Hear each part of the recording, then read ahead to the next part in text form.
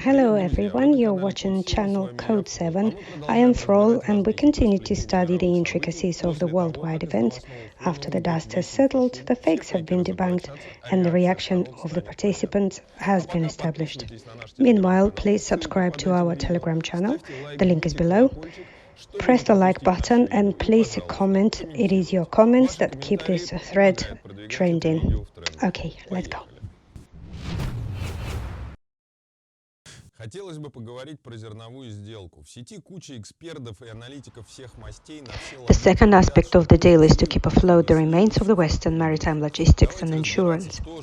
Recent events in the oil and gas markets have already caused astronomical losses and almost destroyed the insurance market completely. The underwriters fell first, followed by the hedge funds, and the losses keep multiplying. So in this regard, Russia's withdrawal from the deal would have been ideal for the West, specifically for Britain. However, Russia, by suspending, not withdrawing, but suspending its participation in the deal and by offering a free transfer of grain to the countries in need, sends the West back into its own trap, where now the Western underwriters will have to pay for the insurance. What would be the cost of such insurance in the event of Russia's non-participation in ensuring the safety of the corridor? Well, the prospects are bleak to say the least. If, let's say, a stray sea mine meets a grain carrier by accident, to put it simply, it would look like both logistics and insurance markets will be engaging in a kind of shady, one might even say smuggling operations. To Russia, though, it makes no difference, as long as the grain, fertilizers and chemicals paid for in national currencies or rubles will reach the end consumers in the friendly countries. At the same time, Russia has reserved full operational freedom with the right to inspect or not to inspect any cargo, yet not be held responsible for anything.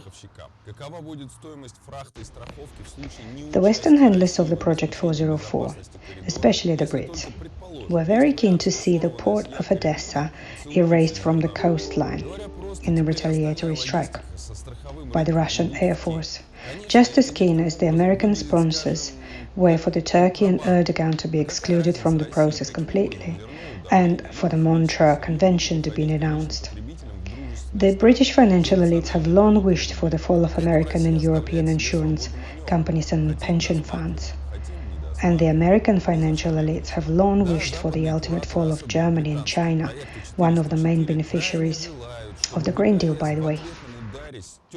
Among other things, it is extremely worrying for America and Britain to see so many European industrialists expressing a desire to transfer their operations and production to Turkey, which is greatly facilitated by Turkey's energy independence and the lira exchange rate. And Russia's response was expected to be sharp, categorical and tough, especially in relation to Erdogan.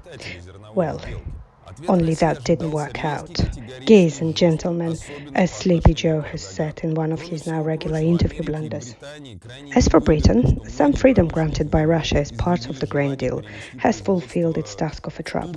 The Western strategies couldn't resist the temptation, and Britain has almost directly confirmed its involvement in the attacks on the Nord Stream 1 and 2 and the attacks in Sevastopol Bay. The new Prime Minister Sunak, who was in charge of writing reports on underwater sabotage operations in 2015 and 2017, will be made a scapegoat no matter what and no matter how the situation develops, whilst Boris will remain as clean as a whistle.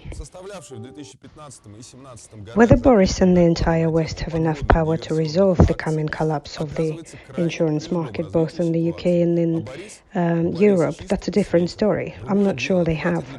Let's not forget how easily the pirates from Mali once brought down the whole insurance market and later happily settled in their own offices in the city of London.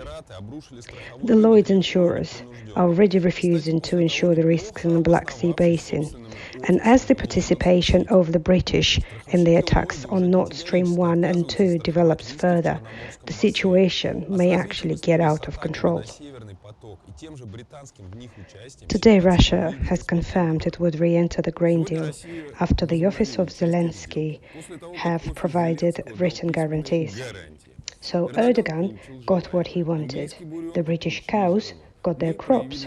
We demonstrated that we care for the poorest countries by offering to supply 500,000 tons of grain for free. And the Brits and the Americans got another chance to show the whole world their deceitfulness, dishonesty, and corruption.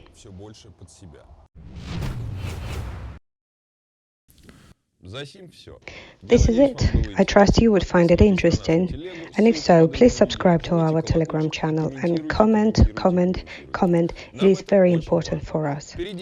Lots of interesting things are yet to come. And please remember, this is just the beginning.